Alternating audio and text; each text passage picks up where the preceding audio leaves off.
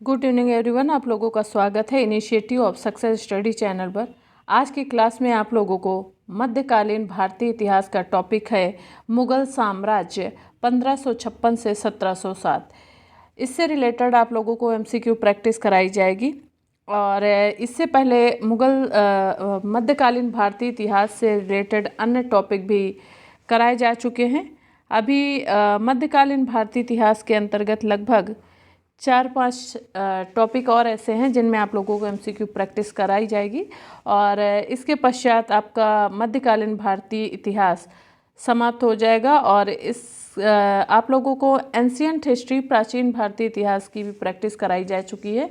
जिन लोगों ने अभी तक नहीं देखा है वो प्लेलिस्ट पर जाकर के अपनी प्रैक्टिस कर सकते हैं। और आगे आने वाले समय में आपको नेशनल मूवमेंट अन्य आगे हिस्ट्री के क्वेश्चंस कराए जाएंगे स्टेप बाय स्टेप। आइए आज की क्लास स्टार्ट कर लेते हैं। देखते हैं मुगल साम्राज्य से रिलेटेड 1556 से 1707 के ये पार्ट 3 है आपका। और पार्ट 1, 2 आप कर चुके हैं। आज पार्ट 3 की प्रैक्टिस करेंगे। देखते हैं क्वेश्चन नंबर 1।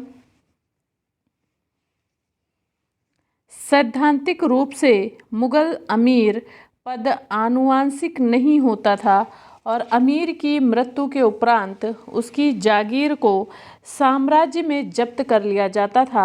इस जब्ती व्यवस्था का निम्नलिखित में से क्या दुष्परिणाम नहीं हुआ? क्या दुष्परिणाम नहीं हुआ? देखिए ऑप्शन देख लीजिए। ऑप्शन ए, अमीर लोग फिजूल खर्ची पूर्ण जीवन, देखिए क्या है, अमीर लोग फिजूल खर्ची पूर्ण जीवन यापन करते थे और अनुत्पादक विलासिता में धन नष्ट करते थे। बी है, अमीर वर्ग व्यापार और वाणिज्य में रुचि नहीं लेते थे जिसके परिणाम स्वरूप भारतीय अर्थव्यवस्था का विकास रुक गया। सी है, इसके परिणाम स्वरूप सार्वजनिक स्वतंत्रता की रक्षा हेतु एक स्वतंत्र आनुवांशिक अमीर वर्ग का उदय नहीं हो सका। डी है ऑप्शन, इसके परिणाम स्वरूप अमीर भ्रष्ट और लापरवाह हो गए। इसके परिणाम स्वरूप अमीर लोग जो थे वे भ्रष्ट और लापरवाह हो गए। अगेन क्वेश्चन फिर से रिपीट करेंगे, पहले क्वेश्चन समझ लें उसके पश्चात ही आप लोग आंसर करें। क्वेश्चन है आपका कि सैद्धांतिक रूप से मुगल अमीर पद आनुवांशिक नहीं होता था। ठीक है, क्या नहीं होता था? आनुवांशिक नहीं होता था। और अमीर की मृत्यु के उपरांत उसकी जागीर को साम्राज्य में जब्त कर लिया जाता था। इस जब्ती व्यवस्था का निम्नलिखित में से क्या दुष्परिणाम नहीं हुआ? इसका राइट आंसर हो जाएगा ऑप्शन, क्या हो जाएगा? Option B. देखिए क्या है आंसर। अमीर वर्ग व्यापार और वाणिज्य में रुचि नहीं लेते थे जिसके परिणाम स्वरूप भारतीय अर्थव्यवस्था का विकास रुक गया। बी ऑप्शन आपका करेक्ट आंसर होगा। नेक्स्ट क्वेश्चन देखिए, क्वेश्चन नंबर 2। भारत में मनसबदारी प्रथा की उत्पत्ति किसके शासनकाल के साथ संबद्ध की जा सकती है? Option A, Alauddin Khilji. Option B, Changez Khan. Option C, Timur. Option D, Sher Shah Suri. Again question फिर से एक बार रिपीट करेंगे, एक बार क्वेश्चन फिर से देख लें। भारत में मनसबदारी प्रथा की उत्पत्ति किसके शासनकाल के साथ संबद्ध की जा सकती है? इसका राइट आंसर हो जाएगा option B, Changez Khan. B option आपका करेक्ट आंसर होगा। क्या हो जाएगा आंसर? चंगेज खान। नेक्स्ट देखिए, क्वेश्चन नंबर 3 है, अकबर ने किस उद्देश्य मनसबदारी प्रथा का प्रचलन किया था? ऑप्शन ए, निष्ठावान अनुयायियों के एक समूह का सृजन करने के लिए। ऑप्शन बी है, अपने समर्थकों को अनुग्रह वितरित करने के लिए। अपने समर्थकों को अनुग्रह वितरित करने के लिए। ऑप्शन सी है, सेना के साथ साथ अमीर वर्ग का गठन करने के लिए। और ऑप्शन डी है, अपने अधिकारियों के अहम भाव के तुष्टीकरण के लिए। तो क्या हो जाएगा इसका राइट आंसर? आप लोग पहले एक बार फिर से क्वेश्चन को समझ लें, उसके पश्चात ही आंसर करें। क्वेश्चन आपसे पूछा गया कि अकबर ने किस उद्देश्य मनसबदारी प्रथा का प्रचलन किया। तो क्या उद्देश्य था अकबर का मनसबदारी प्रथा का प्रचलन करने का? तो इसका राइट आंसर हो जाएगा ऑप्शन सी, सेना के साथ साथ अमीर वर्ग का गठन करने के लिए। सी ऑप्शन आपका करेक्ट आंसर होगा। नेक्स्ट देखिए, चौथा क्वेश्चन है, मनसब किन्हें प्रदान किए जाते थे? ऑप्शन ए केवल अमीरों को, ऑप्शन बी केवल सैनिक अधिकारियों को, ऑप्शन सी है राज्य के समस्त अधिकारियों को, और ऑप्शन डी है केवल उन अमीरों और अधिकारियों को जिन्हें सम्राट सम्मानित करना चाहता था। इसका क्या हो जाएगा राइट आंसर? अगेन क्वेश्चन फिर से देखिए, क्या है क्वेश्चन कि मनसब किन्हें प्रदान किए जाते थे, तो ऑप्शन सी आपका करेक्ट आंसर होगा। राज्य के समस्त अधिकारियों को मनसब प्रदान किए जाते थे। नेक्स्ट क्वेश्चन देखिए, क्वेश्चन है, अकबर द्वारा गठित मनसबदारी व्यवस्था में जात का अनुकरण या विस्तार क्या था? आइए ऑप्शन देखते हैं। ऑप्शन देखिए, क्या है ऑप्शन? 100 से 5000, बी है 10 से 5000, सी है 10 से 7000 और डी है 10 से 10,000। क्या हो जाएगा इसका राइट आंसर? पूछा क्या गया आपसे कि अकबर द्वारा गठित मनसबदारी व्यवस्था में जात का अनुकरण या विस्तार क्या था, तो इसका राइट आंसर हो जाएगा ऑप्शन डी 10 से 10,000। डी ऑप्शन आपका करेक्ट आंसर होगा। नेक्स्ट क्वेश्चन देखिए, क्वेश्चन है, अकबर द्वारा स्थापित मूल मनसबदारी व्यवस्था में साधारण अधिकारी किस उच्चतम मनसब को प्राप्त कर सकता था? ऑप्शन ए 1000 का सेनानायक, बी 3000 का सेनानायक, सी है 5000 का सेनानायक और डी है 7000 का सेनानायक। क्या हो जाएगा इसका आंसर? अगेन क्वेश्चन फिर से एक बार समझ लें, उसके पश्चात ही आंसर करें। देखिए क्वेश्चन आपसे पूछा गया है कि अकबर द्वारा स्थापित मूल मनसबदारी व्यवस्था में साधारण अधिकारी किस उच्चतम मनसब को प्राप्त कर सकता है, तो इसका राइट आंसर हो जाएगा ऑप्शन सी 5000 का सेनानायक। सी ऑप्शन आपका करेक्ट आंसर होगा। नेक्स्ट क्वेश्चन देखिए, क्वेश्चन है, किसने सफलतापूर्वक विद्रोह करके जहांगीर को अपनी सैनिक कैंप में बंदी बना लिया था? Option A Khurram, option B Mahabat Khan, option C Khusro, option D Asif Khan. तो क्या हो जाएगा इसका राइट आंसर? अगेन क्वेश्चन फिर से समझ लें। क्वेश्चन आपसे पूछा गया है, किसने सफलतापूर्वक विद्रोह करके जहांगीर को अपनी सैनिक कैंप में बंदी बना लिया? Option A Khurram, option B Mahabat Khan, option C Khusro, option D Asif Khan. क्या हो जाएगा इसका राइट आंसर? अगेन क्वेश्चन फिर से देखिए, किसने सफलतापूर्वक विद्रोह करके जहांगीर को अपनी सैनिक कैंप में बंदी बना लिया, तो इसका राइट आंसर हो जाएगा ऑप्शन बी महाबत खां। बी ऑप्शन आपका करेक्ट आंसर होगा। नेक्स्ट क्वेश्चन देखिए,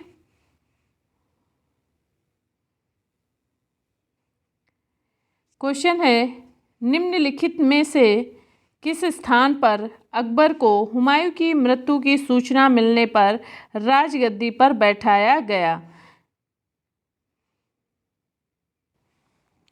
ऑप्शन देख लीजिए। ऑप्शन ए है आपका काबुल, ऑप्शन बी है लाहौर, ऑप्शन सी है सरहिंद, ऑप्शन डी है कालानौर। अगेन क्वेश्चन फिर से रिपीट करेंगे, एक बार क्वेश्चन को समझ लें। क्वेश्चन है आपका, निम्नलिखित में से किस स्थान पर अकबर को हुमायूं की मृत्यु की सूचना मिलने पर राजगद्दी पर बैठाया गया था? इसका राइट आंसर हो जाएगा option D Kalanaur. D option आपका करेक्ट आंसर है। क्या आंसर सही होगा? कालानौर। नेक्स्ट क्वेश्चन देखिए,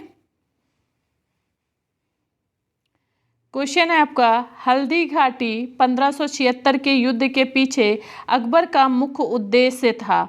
ऑप्शन ए राणा प्रताप को अपने अधीन लाना, ऑप्शन बी है राजपूतों में फूट डालना, ऑप्शन सी है मानसिंह की भावना को संतुष्ट करना, ऑप्शन डी है साम्राज्यवादी नीति।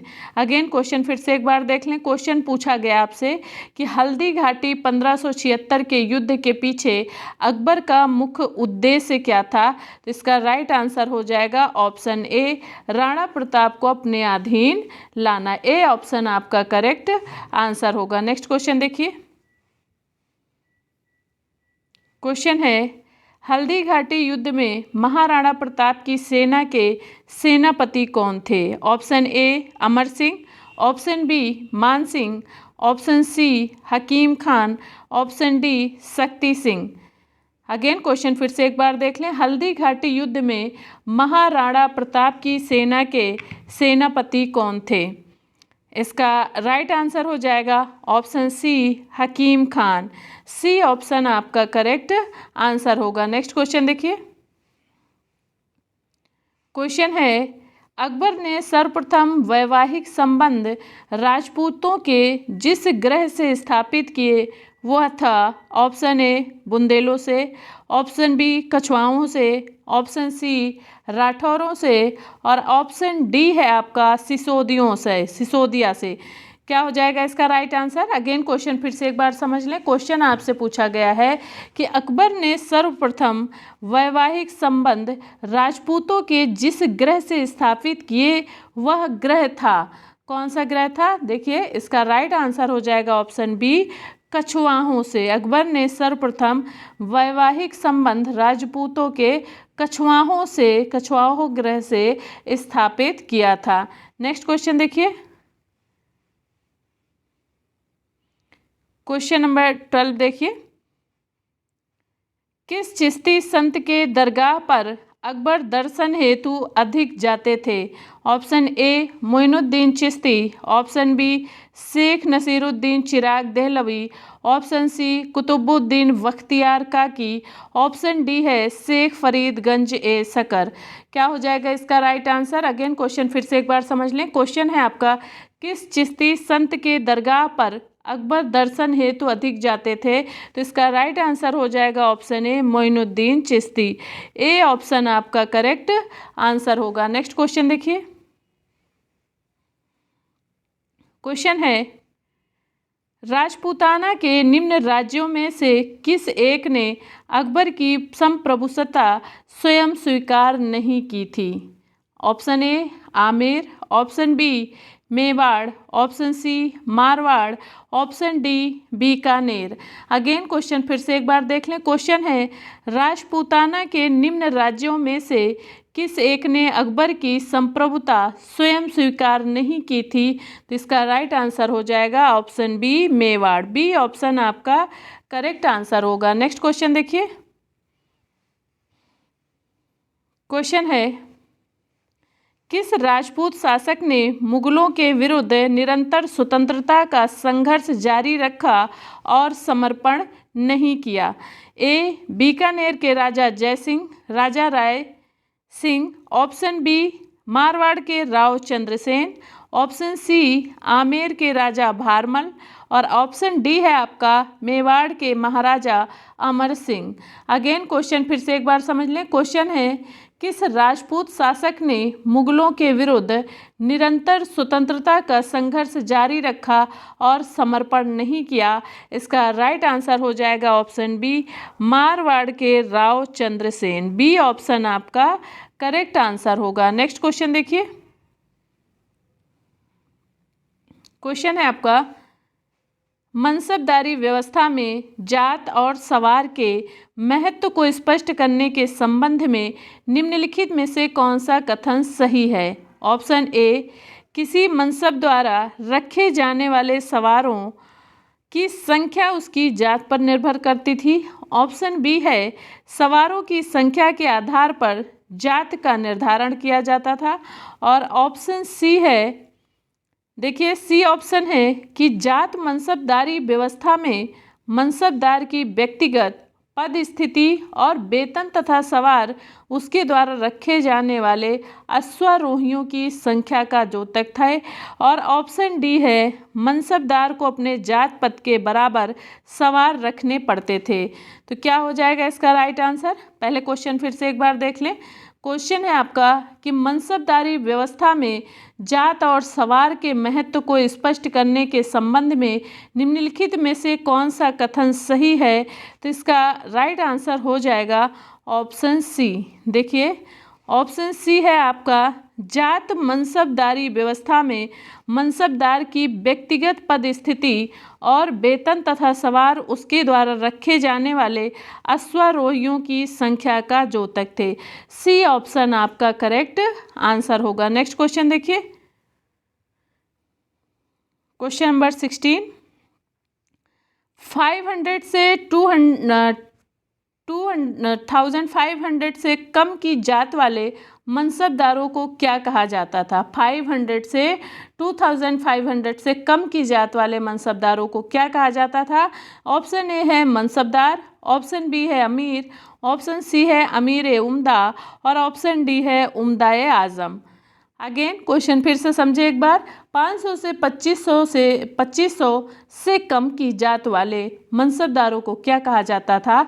तो ऑप्शन बी आपका करेक्ट आंसर होगा, अमीर कहा जाता था। बी ऑप्शन आपका करेक्ट आंसर होगा। नेक्स्ट क्वेश्चन देखिए,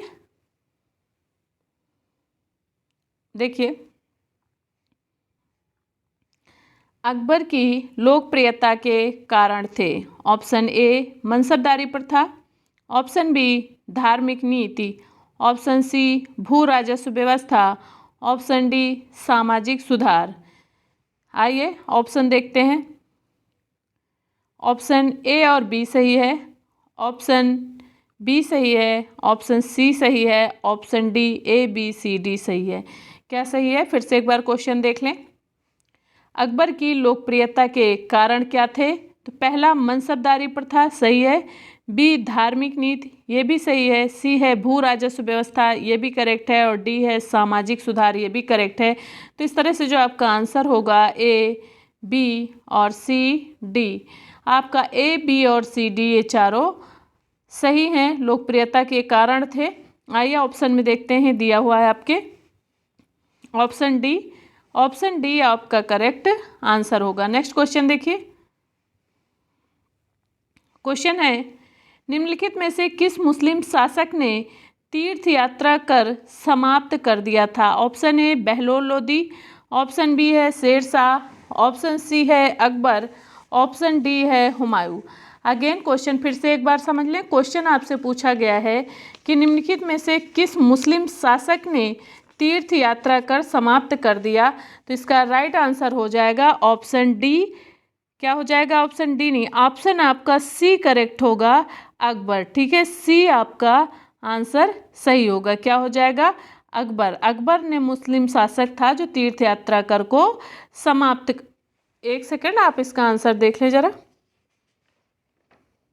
ठीक है, ऑप्शन सी आपका करेक्ट होगा। अकबर ने मुस्लिम शासक हैं अकबर जिन्होंने तीर्थ यात्रा कर को समाप्त कर दिया था। नेक्स्ट देखिए,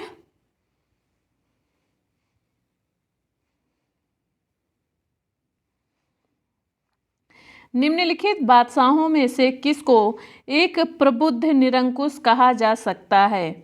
option A Babur, option B Humayun, option C Aurangzeb, option D है अकबर। अगेन क्वेश्चन फिर से एक बार समझ लें। क्वेश्चन आपसे पूछा गया, निम्नलिखित बादशाहों में से किसको एक प्रबुद्ध निरंकुश कहा जा सकता है? तो इसका राइट आंसर हो जाएगा option D Akbar. D option आपका करेक्ट आंसर होगा। नेक्स्ट क्वेश्चन देखिए। क्वेश्चन है, अकबर के शासनकाल में पुनर्गठित केंद्रीय प्रशासन तंत्र के अंतर्गत सैनिक विभाग का प्रमुख था। ऑप्शन ए दीवान, ऑप्शन बी मीर बख्शी, ऑप्शन सी मीर हसन, ऑप्शन डी इनमें से कोई नहीं। क्या हो जाएगा इसका राइट आंसर? अगेन क्वेश्चन फिर से देख लें। अकबर के शासनकाल में पुनर्गठित केंद्रीय प्रशासन तंत्र के अंतर्गत सैनिक विभाग का प्रमुख था। तो इसका राइट आंसर हो जाएगा मीर बख्शी। बी ऑप्शन आपका करेक्ट आंसर होगा। नेक्स्ट क्वेश्चन देखिए। अकबरकालीन सैन्य व्यवस्था आधारित थी। ऑप्शन ए मनसबदारी, ऑप्शन बी जमींदारी, ऑप्शन सी सामंतवादी, ऑप्शन डी आइन ए दहसाला। क्या हो जाएगा इसका राइट आंसर? अगेन क्वेश्चन फिर से एक बार समझ लें। क्वेश्चन आपसे पूछा गया कि अकबरकालीन सैन्य व्यवस्था आधारित थी। ऑप्शन ए आपका करेक्ट आंसर होगा मनसबदारी। ए आपका करेक्ट आंसर है। नेक्स्ट क्वेश्चन देखिए। 22 नंबर क्वेश्चन है, अकबर ने जिस मनसबदारी प्रणाली को लागू किया वह किस देश में प्रचलित प्रणाली से उधार ली गई थी? Option A Afghanistan, option B Turkey, option C Mongolia, option D फारस। क्या हो जाएगा इसका राइट आंसर? देखिए 22 का अगेन क्वेश्चन फिर से रिपीट करेंगे, उसके पश्चात आप लोग आंसर करें। देखिए, अकबर ने जिस मनसबदारी प्रणाली को लागू किया वह किस देश में प्रचलित प्रणाली से उधार ली गई थी? तो इसका राइट आंसर हो जाएगा ऑप्शन सी, मंगोलिया। क्या हो जाएगा आंसर? मंगोलिया। नेक्स्ट क्वेश्चन देखिए, जब्ती प्रणाली किसकी उपज थी? Option A Ghiyasuddin Tughlaq, option B Sikandar Lodi, option C Sher Shah, option D Akbar. क्या हो जाएगा इसका राइट आंसर? जब्ती प्रणाली किसकी उपज थी? तो ये अकबर की उपज थी। डी ऑप्शन आपका करेक्ट आंसर होगा। नेक्स्ट क्वेश्चन देखिए, क्वेश्चन है टोडरमल ने किस क्षेत्र में ख्याति अर्जित की थी? ऑप्शन ए सैन्य अभियान, ऑप्शन बी भू राजस्व, ऑप्शन सी हास परिहास, ऑप्शन डी चित्रकला। तो टोडरमल ने किस क्षेत्र में ख्याति अर्जित की थी? तो इसका राइट आंसर हो जाएगा ऑप्शन बी, भू राजस्व में। बी ऑप्शन आपका करेक्ट आंसर होगा। नेक्स्ट क्वेश्चन देखिए, क्वेश्चन है मनसबदारों को 10 सवारों या अश्वारोहियों पर 20 घोड़े क्यों रखने पड़ते थे? ऑप्शन ए इससे अश्वारोही सेना की प्रतिष्ठा में वृद्धि होती थी, और ऑप्शन बी है इस व्यवस्था के माध्यम से मुगल शासन तंत्र द्वारा मनसबदारों को अधिक वेतन दिए बिना ही उनके नेतृत्व के अंतर्गत अधिक घोड़े रखने की व्यवस्था हो जाती थी। ऑप्शन सी है सेना की लंबी अभियान यात्राओं और युद्ध के दौरान घोड़ों को आराम देने की दृष्टि से। ऑप्शन डी है क्योंकि आयातित घोड़े की मृत्यु दर बहुत अधिक थी। तो क्या हो जाएगा इसका राइट आंसर? क्वेश्चन फिर से समझ लें एक बार। क्वेश्चन पूछा गया है कि मनसबदारों को 10 सवारों या अश्वारोहियों पर 20 घोड़े क्यों रखने पड़ते थे? तो इसका राइट आंसर हो जाएगा ऑप्शन सी। देखिए क्या आंसर हो जाएगा? ऑप्शन सी, सेना की लंबी अभियान यात्राओं और युद्ध के दौरान घोड़ों को आराम देने की दृष्टि से। नेक्स्ट क्वेश्चन देखिए, क्वेश्चन है इनमें से किस कर व्यवस्था को बंदोबस्त व्यवस्था के नाम से भी जाना जाता है? ऑप्शन ए जब्ती, ऑप्शन बी दहसाला, ऑप्शन सी नसक, ऑप्शन डी है कानकोट। क्या हो जाएगा इसका राइट आंसर? अगेन क्वेश्चन फिर से एक बार देख लें। इनमें से किस कर व्यवस्था को बंदोबस्त व्यवस्था के नाम से भी जाना जाता है? तो इसका राइट आंसर हो जाएगा ऑप्शन बी दहसाला। बी ऑप्शन आपका करेक्ट आंसर होगा। नेक्स्ट क्वेश्चन देखिए, भू राजस्व प्रशासन के क्षेत्र में शेरशाह एवं अकबर के मध्य निम्नलिखित में से कौन नैर्तर्य की कड़ी थी? आइए ऑप्शन देखते हैं। Option A Birbal, option B Todarmal, option C Bhagwan Das, option D Bharmal. Again फिर से एक बार क्वेश्चन देख लें। क्वेश्चन आपसे पूछा गया है कि भू राजस्व प्रशासन के क्षेत्र में शेरशाह एवं अकबर के मध्य निम्नलिखित में से कौन नैर्तर्य की कड़ी थी? तो इसका राइट आंसर हो जाएगा ऑप्शन बी टोडरमल। ठीक है, बी ऑप्शन आपका करेक्ट आंसर होगा। नेक्स्ट क्वेश्चन देखिए, क्वेश्चन है अकबर काल में भू राजस्व व्यवस्था की एक प्रसिद्ध नीति आईन दहसाला पद्धति किसके द्वारा निर्मित की गई थी? Option A Shah Nawaz Khan, option B Abdul Rahim Khan Khana, option C Todarmal, option D Mulla Do Pyaza. क्या हो जाएगा इसका राइट आंसर? देखिए अगेन क्वेश्चन फिर से समझ लें, उसके पश्चात ही आंसर करें। फिर से एक बार क्वेश्चन को रिपीट करते हैं। देखिए क्वेश्चन समझे। अकबर काल में भू राजस्व व्यवस्था की एक प्रसिद्ध नीति आईन दहसाला पद्धति किसके द्वारा निर्मित की गई थी? तो इसका राइट आंसर हो जाएगा ऑप्शन सी टोडरमल के द्वारा। सी ऑप्शन आपका करेक्ट आंसर होगा। नेक्स्ट क्वेश्चन देखिए, अकबर ने दीन ए इलाही किस वर्ष में प्रारंभ किया? Option A 1570, option B 1582, option C 1581 और ऑप्शन डी है 1583। देखिए इसका राइट आंसर क्या हो जाएगा। अकबर ने दीन इलाही किस वर्ष में प्रारंभ किया, तो इसका राइट आंसर हो जाएगा ऑप्शन बी 1582। बी ऑप्शन आपका करेक्ट आंसर होगा। नेक्स्ट क्वेश्चन देखिए, इबादत खाने का निर्माण किसने करवाया था। Option A Aurangzeb, option B Alauddin Khilji, option C Akbar, option D Firoz Tughlaq. एक बार फिर से क्वेश्चन देख लें। क्वेश्चन आपसे पूछा गया है कि इबादत खाने का निर्माण किसने करवाया था, तो इसका राइट आंसर हो जाएगा ऑप्शन सी अकबर ने करवाया था। नेक्स्ट क्वेश्चन देखिए, क्वेश्चन है दिल्ली में कौन सा ऐतिहासिक स्मारक भारतीय तथा फारसी वास्तुकला शैली का उदाहरण है।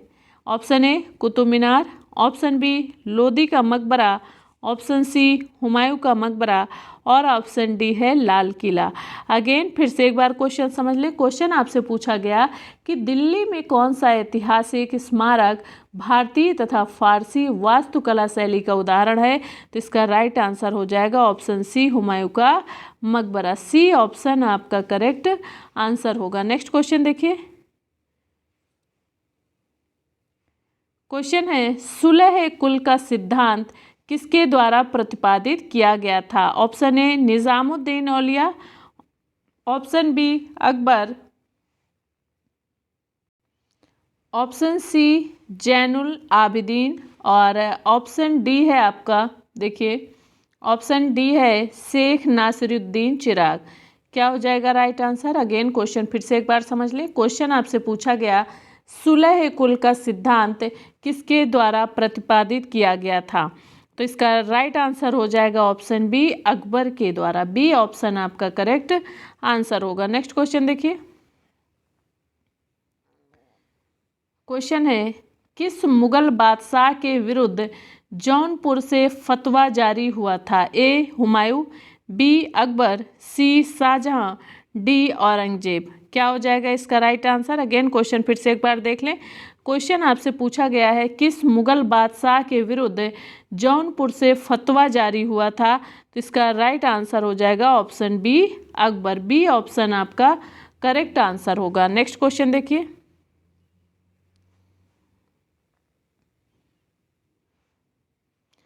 शाहजहां ने मनसबदारी व्यवस्था में क्या महत्वपूर्ण संशोधन किए।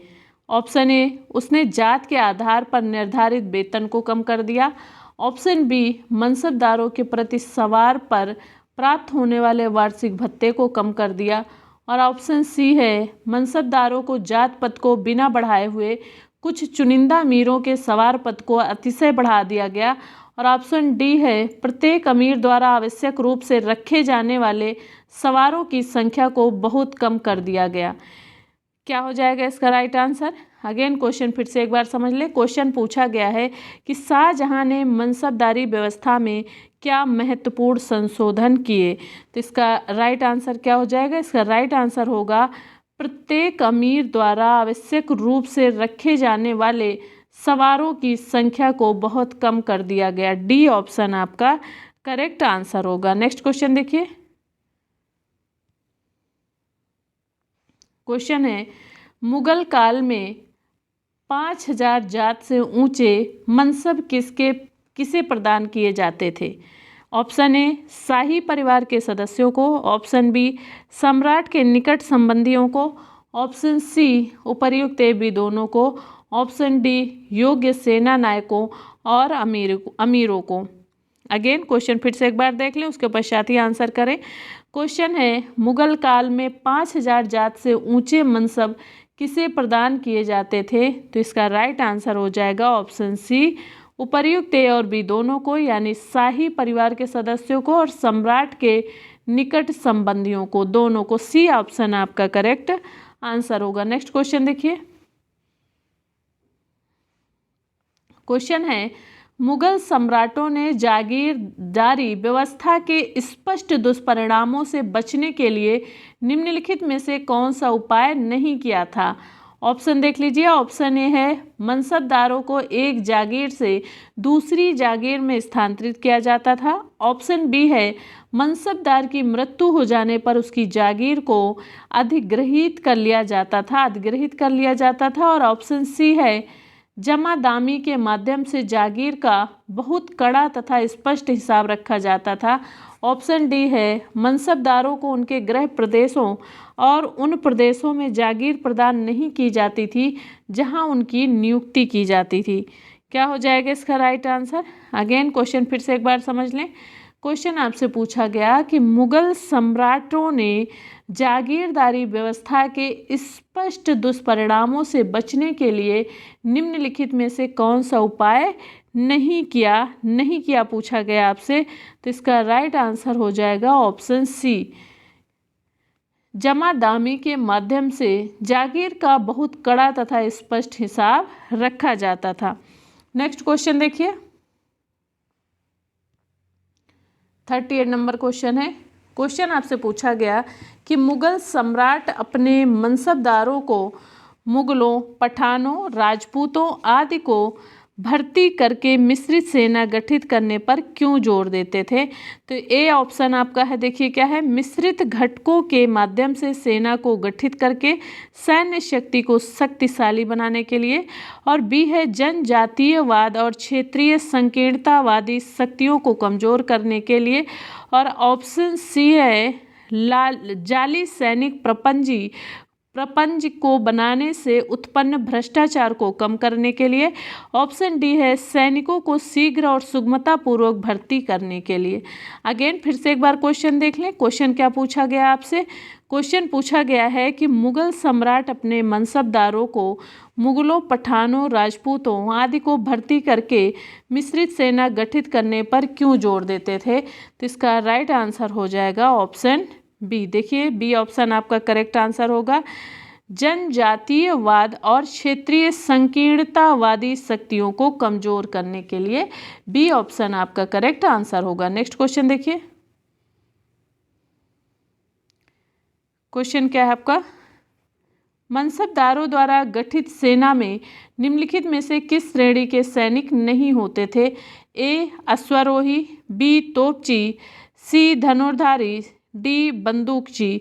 क्या हो जाएगा इसका राइट आंसर? अगेन क्वेश्चन फिर से समझ लें। क्वेश्चन आपसे पूछा गया कि मनसबदारों द्वारा गठित सेना में निम्नलिखित में से किस श्रेणी के सैनिक नहीं होते थे। तो इसका राइट आंसर हो जाएगा ऑप्शन बी तोपची। बी ऑप्शन आपका करेक्ट आंसर होगा। नेक्स्ट क्वेश्चन देखिए, क्वेश्चन है मुगल सेना का सर्वाधिक महत्वपूर्ण अंग कौन था। ए अश्वारोही, बी पदातिक सेना, सी हस्ती सेना, डी तोपची और गोलंदाज सेना। अगेन क्वेश्चन फिर से देख लें। मुगल सेना का सर्वाधिक महत्वपूर्ण अंग कौन था। तो ऑप्शन ए आपका करेक्ट आंसर होगा, अश्वारोही सेना। मुगल सेना का सर्वाधिक महत्वपूर्ण अंग अश्वारोही सेना है। नेक्स्ट क्वेश्चन देखिए, क्वेश्चन है मुगल सेना के निम्नलिखित में से किस अंग को पूर्णतः केंद्रीय शासन के द्वारा वेतन प्रदान किया जाता था। ऑप्शन ए पदाति सेना, ऑप्शन बी अश्वारोही सेना, ऑप्शन सी हस्ती सेना, ऑप्शन डी तोपखाने की तोपची सेना। अगेन फिर से एक बार क्वेश्चन रिपीट करते हैं, क्वेश्चन समझ लें पहले। क्वेश्चन है आपका मुगल सेना के निम्नलिखित में से किस अंग को पूर्णतः केंद्रीय शासन के द्वारा वेतन प्रदान किया जाता था। इसका राइट आंसर हो जाएगा ऑप्शन डी तोपखाने की तोपची सेना। डी ऑप्शन आपका करेक्ट आंसर होगा। नेक्स्ट क्वेश्चन देखिए, क्वेश्चन नंबर 42, निम्नलिखित में से किस मुगल सम्राट के काल में मुगल सेना का तोपखाना सर्वाधिक शक्तिशाली और विशाल था। ए अकबर, बी शाहजहां, सी जहांगीर, डी औरंगजेब। देखिए इसका क्या हो जाएगा राइट आंसर। अगेन पहले क्वेश्चन फिर से एक बार देख ले। क्वेश्चन है निम्नलिखित में से किस मुगल सम्राट के काल में मुगल सेना का तोपखाना सर्वाधिक शक्तिशाली और विशाल था। तो इसका डी ऑप्शन करेक्ट होगा, औरंगजेब।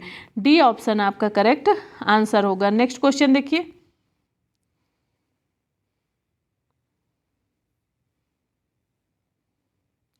नेक्स्ट क्वेश्चन है आपका 43 नंबर, देखिए मुगल अश्वारोही सेना के निम्नलिखित में से किस श्रेणी के सैनिक सर्वाधिक सम्मानित समझे जाते थे? ऑप्शन ए दखली, ऑप्शन बी बावर्दी, ऑप्शन सी अलर्दी, ऑप्शन डी है कुमकी। क्या हो जाएगा इसका राइट आंसर? अगेन क्वेश्चन फिर से समझ लें एक बार। क्वेश्चन आपसे पूछा गया है कि मुगल अश्वारोही सेना के निम्नलिखित में से किस श्रेणी के सैनिक सर्वाधिक सम्मानित समझे जाते थे? तो इसका राइट आंसर है ऑप्शन सी अल्दी। अल्दी जो श्रेणी के सैनिक थे ये सर्वाधिक सम्मानित समझे जाते थे। नेक्स्ट क्वेश्चन देखिए, क्वेश्चन है जिस मुगल सेना को राज्य सम्राट द्वारा नियुक्त किया जाता था पर जिसे राज्य द्वारा वेतन नहीं दिया जाता था और मनसबदारों के अधीन रखा जाता था, वह सेना थी? ऑप्शन ए वालसुही, ऑप्शन बी बावर्दी, ऑप्शन सी कुमकी, ऑप्शन डी दखिली। अगेन फिर से क्वेश्चन रिपीट करेंगे, पहले क्वेश्चन समझ लें। जिस मुगल सेना को राज्य या सम्राट द्वारा नियुक्त किया जाता था पर जिसे राज्य द्वारा वेतन नहीं दिया जाता था और मनसबदारों के अधीन रखा जाता था, वह सेना थी दखली सेना थी। डी ऑप्शन आपका करेक्ट आंसर होगा। क्या आंसर होगा? ऑप्शन डी आपका करेक्ट आंसर है और दखली सेना थी वो। नेक्स्ट क्वेश्चन देखिए, अहदी वे सैनिक थे जिन्हें ऑप्शन ए अन्य सामान्य सैनिकों की तुलना में कहीं अधिक सम्मान और वेतन प्राप्त होता था, ऑप्शन बी है केंद्रीय सरकार द्वारा सीधे नियुक्त किया जाता था, ऑप्शन सी है उन्हें वीरता, योग्यता, निष्ठा और कुलीनता के आधार पर नियुक्त किया जाता था, ऑप्शन डी है उपर्युक्त सभी।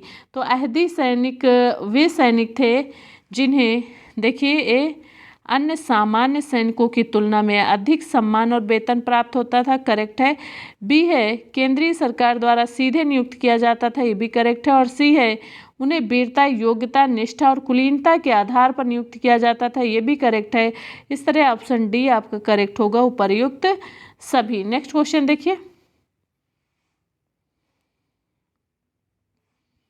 नेक्स्ट क्वेश्चन क्या है आपका? मुगल नौसेना का नौसेनापति कौन होता था? ऑप्शन ए मुअल्लिम, ऑप्शन बी मीर बहर, ऑप्शन सी केरानी, ऑप्शन डी है नाखुद। अगेन फिर से एक बार क्वेश्चन देखिए। क्वेश्चन आपसे पूछा गया है मुगल नौसेना का नौसेनापति कौन होता था? तो इसका राइट आंसर हो जाएगा मीर बहर। बी ऑप्शन आपका करेक्ट आंसर होगा। नेक्स्ट क्वेश्चन देखिए,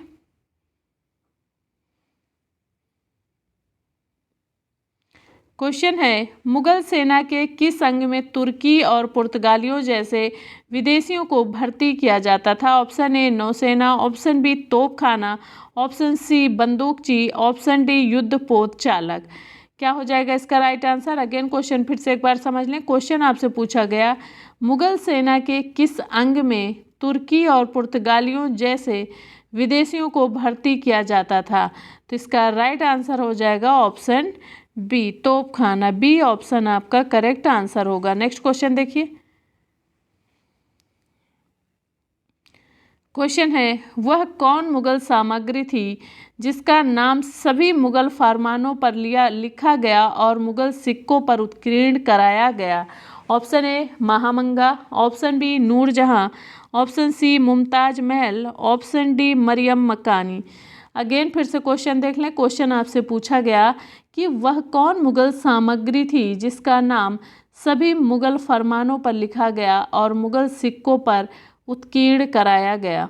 तो इसका राइट आंसर हो जाएगा option B Noor Jahan. B option आपका करेक्ट आंसर होगा। नेक्स्ट क्वेश्चन देखिए, अकबर के काल में महाभारत का फारसी अनुवाद जिसके निर्देशन में हुआ वह है? Option A Utbi, option B Naziri, option C Abul Fazl, option D है फैजी। अगेन फिर से एक बार क्वेश्चन देख लें। क्वेश्चन आपसे पूछा गया कि अकबर के काल में महाभारत का फारसी अनुवाद जिसके निर्देशन में हुआ वो है option D Faizi. D option आपका करेक्ट आंसर होगा। नेक्स्ट क्वेश्चन देखिए, क्वेश्चन है, सूची फर्स्ट को सूची सेकंड के साथ सुमेलित कीजिए तथा सूचियों के नीचे दिए गए कूट का प्रयोग कर सही उत्तर चुनिए। और एक तरफ आपके सम्राट हैं और दूसरी तरफ उनके मकबरा है। देखिए बाबर का मकबरा, और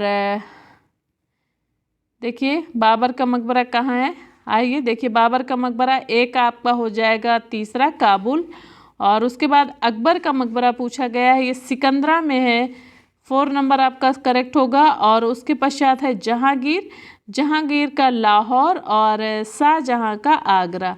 इस तरह से जो आपका आंसर होगा वो हो जाएगा 3413, 3413 आपका राइट आंसर होगा। देखिए क्या होगा आपका राइट आंसर, देख लीजिए 3413 आपका सी ऑप्शन करेक्ट आंसर होगा। ये आपका करेक्ट आंसर है ऑप्शन सी। और इस तरह से आज की प्रैक्टिस सीरीज़ का ये आपका लास्ट क्वेश्चन है, और आज की प्रैक्टिस सीरीज यहीं पे समाप्त करते हैं। आप लोग कम से कम 2 से 3 बार इसे ज़रूर प्रैक्टिस करें। और यदि आप लोगों को ये चैनल पसंद आता है तो आप लोग initiative of success study channel को सब्सक्राइब कर लें, बेल आइकन को प्रेस कर लें, ताकि समय समय पर आप लोगों को नोटिफिकेशन मिलता रहे, आपकी कोई भी क्लास मिस ना हो।